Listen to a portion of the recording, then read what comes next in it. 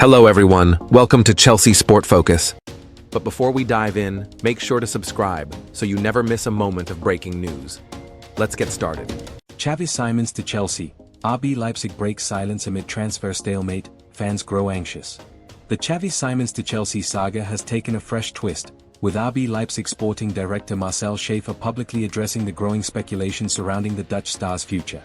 On a weekend when fans anticipated clarity, they were instead handed more uncertainty, as the 22-year-old playmaker was left out of Leipzig's pre-season friendly squad against Atalanta, raising even more eyebrows and sending Chelsea fans into a frenzy of both hope and frustration.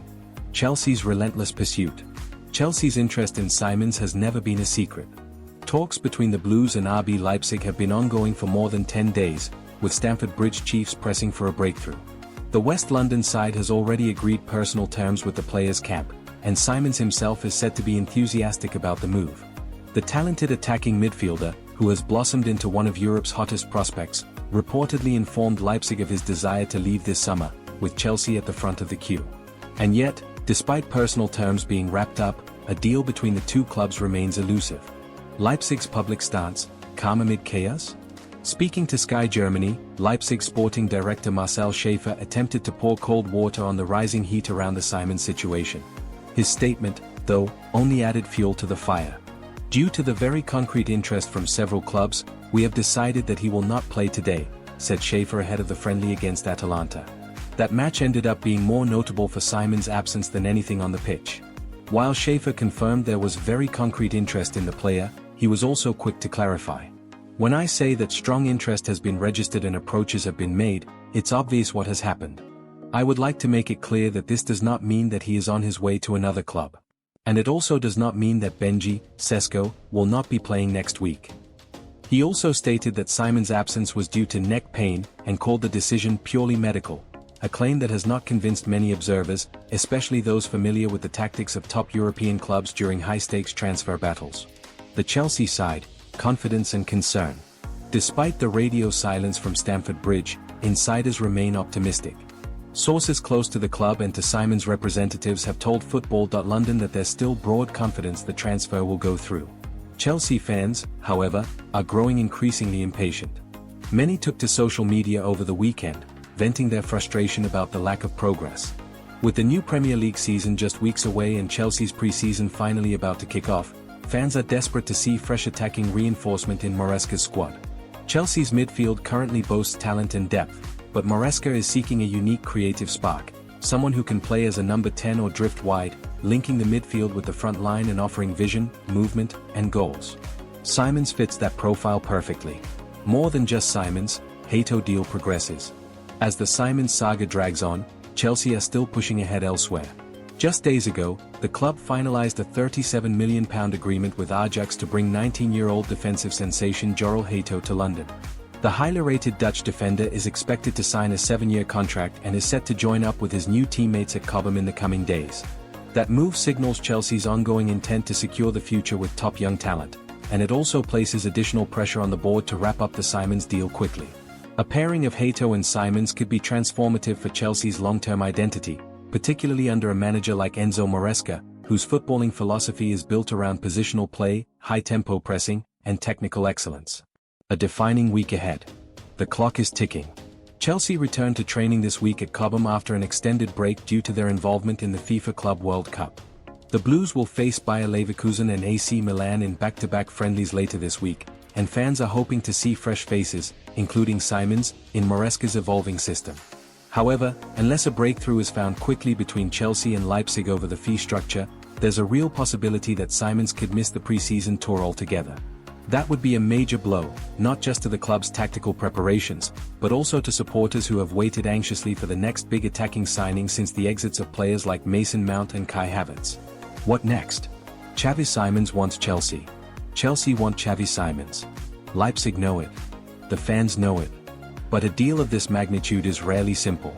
With multiple top European clubs circling, every move Chelsea make must be decisive, timely, and financially justifiable.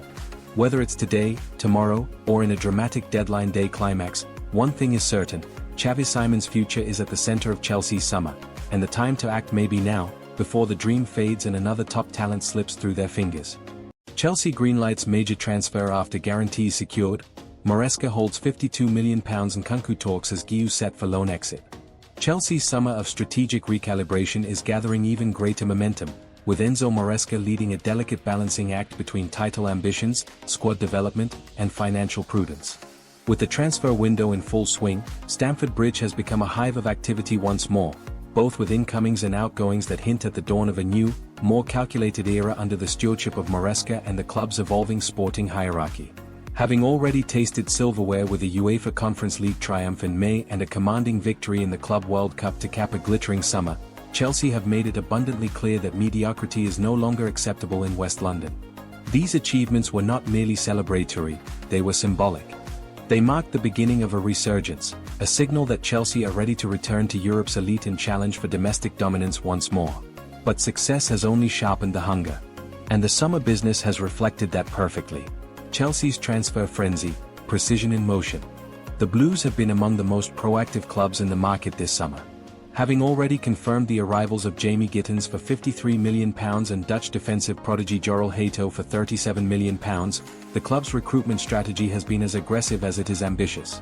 Add to that earlier signings like João Pedro and Liam Delap, and you start to see the spine of a fresh Chelsea forming, athletic, youthful, dynamic. Yet with so much attacking firepower flowing into Cobham, Marresca now faces a dilemma: how to manage the development of rising stars while maintaining a competitive first 11 capable of sustaining a title charge.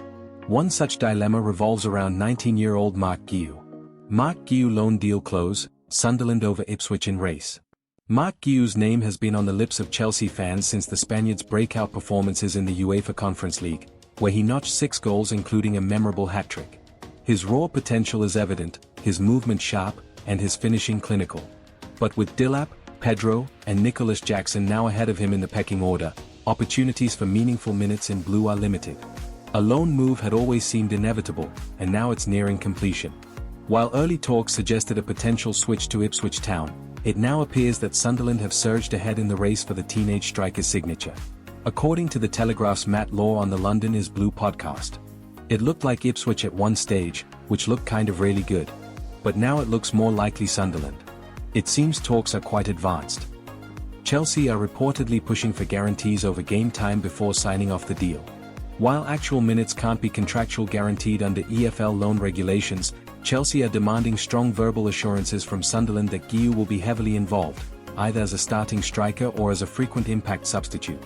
Law added, Chelsea will try to get as many guarantees as possible that he's going to play X amount of games or be involved enough, but you can never be sure of those supposed guarantees. For his development, if he can play 20 Premier League games, that will probably be better for him in the long run than playing an entire championship season. Sunderland's reputation for nurturing young talent might have played a role in this choice. With Chelsea hoping Guiu returns next summer as a more complete striker, sharpened by the weekly demands of senior football, the move is a calculated gamble. Marresca's Nkunku U-turn, a £52 million puzzle. While Guiu's immediate future lies away from Stamford Bridge, another major storyline is unfolding in the form of Christopher Nkunku. The £52 million French forward arrived at Chelsea in 2023 with significant expectations. But his first season was marred by injury and inconsistency.